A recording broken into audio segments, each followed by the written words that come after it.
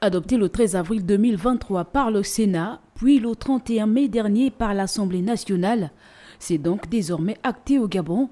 Le texte portant statut de l'artiste et de l'acteur culturel a été promulgué depuis le mois d'août. Il s'agit de la loi numéro 016/2023. La phase la plus dure ou difficile ou plus longue, c'était le Parlement. Et c'est cette étape-là que nous sommes passés à la vitesse vraiment grand V. La promulgation, elle a été faite, le décret est là.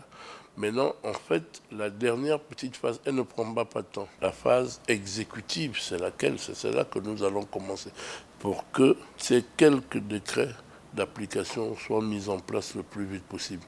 Comme je viens de vous le dire, avec la transition, nous n'avons plus de temps. Il faudrait bien que nous y attelons. Je peux vous dire, d'ici peut-être la fin du mois, tous ces décrets d'application seront déjà mis en place. Comme au Cameroun voisin, où l'artiste, toute discipline confondue, est reconnu comme étant un travailleur à part entière, ou encore en Côte d'Ivoire, où ils ont un statut juridique qui prévoit un salaire minimum, au Gabon également, les artistes pourront désormais mieux vivre de leur art.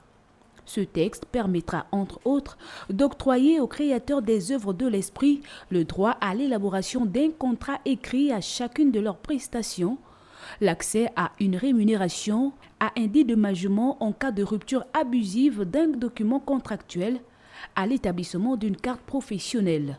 Nous nous réjouissons aujourd'hui que ce texte, qui a connu beaucoup de travers, est une réalité aujourd'hui.